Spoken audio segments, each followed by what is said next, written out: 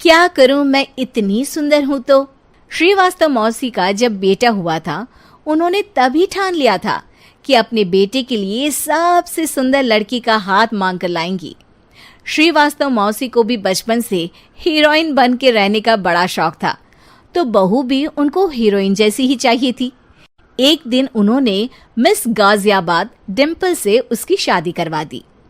यहाँ बस एक ही दिक्कत थी, डिम्पल को फेस मास्क बनाना तो आता था, पर आटा गूंथना नहीं आता था। बातें तो पक्की पक्की करती थी, पर रोटियां कच्ची पक्की बनाती थी। कमला बहन, मानना पड़ेगा, आप शहर की सबसे सुंदर लड़की को ब्याह कर ले आई है अपने बेटे के लिए। अब इसमें हमने तो कुछ नहीं किया भाई साहब, सब ऊपर वाले की कृपा है। जी जी, तो क्या क्या कर लेती है आपकी बहू? सब कुछ। जाओ बेटा डिम्पल, शर्मा जी के लिए थोड़ा नाश्ता पानी बना लाओ।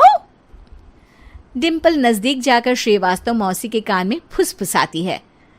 मम्मी जी, नाश्ता बनाना तो नहीं आता, सिर्फ पानी ले आओ। अरे बेटा, तुझे देखने कितने लोग आए हैं, इन सबको पानी पिलाने का ही इरादा है क्या? सुंदर हूँ इसलिए देखने आए हैं। क्या करूँ, मैं इतनी सुंदर हूँ तो आप ही बताओ ना, क्या करूँ मैं? अरे बेटा, कुछ मत कर, खाना बनाना सीख ले बस।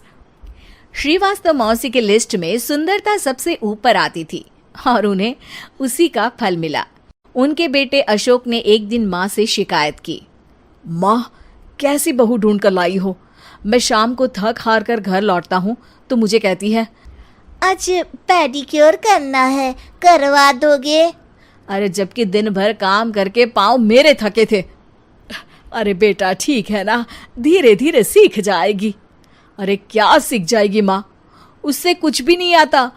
हफ्ते भर का शेड्यूल बना लिया है उसने, पेडिक्योर, हेड मसाज, मुल्तानी मिट्टी का ये वो, अरे पता नहीं क्या क्या।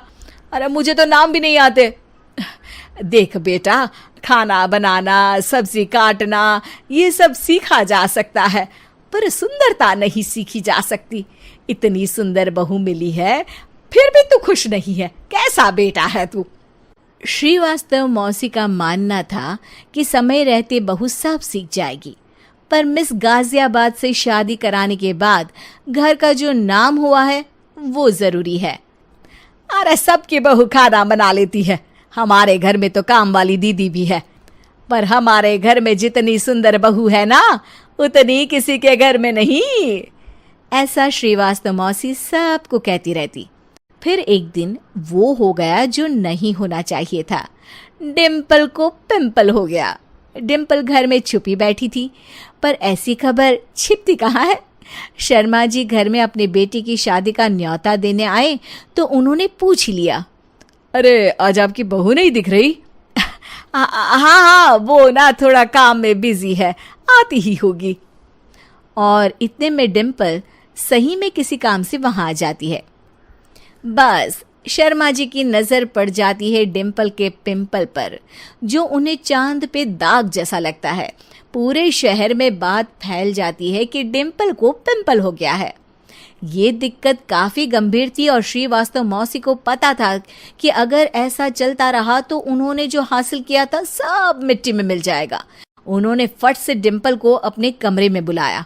अरे बेटा, शर्मा जी के बेटे की शादी 1 हफ्ते में ही है, हमें उससे पहले ही तुझे वापस सुंदर बनाना पड़ेगा। तू बता, तुझे मेकअप के लिए क्या क्या चाहिए? डिम्पल की दी गई लिस्ट का सामान श्रीवास्तव मौसी शाम को ही ले आती है और उसके बाद शुरू होता है डिम्पल का मेकओवर। 1 हफ्ते में सारे क्रीम्स पाउडर टेस्ट हो चुके हैं और डिम्पल और श्रीवास्तव मौसी रेडी हो जाते हैं शर्मा जी के बेटे की शादी के लिए। शादी के दिन डिम्पल बहुत सुंदर लग रही थी। श्रीवास्तव मौसी को उम्मीद थी कि बस अब तो हर जगह वो और डिम्पल ही छाए रहेंगे, चाहे शादी किसी की भी हो। पर जब वो शादी में पहुंचते हैं तो उन्हें बाहर शर्मा जी लोगों का स्वागत करते मिलते हैं।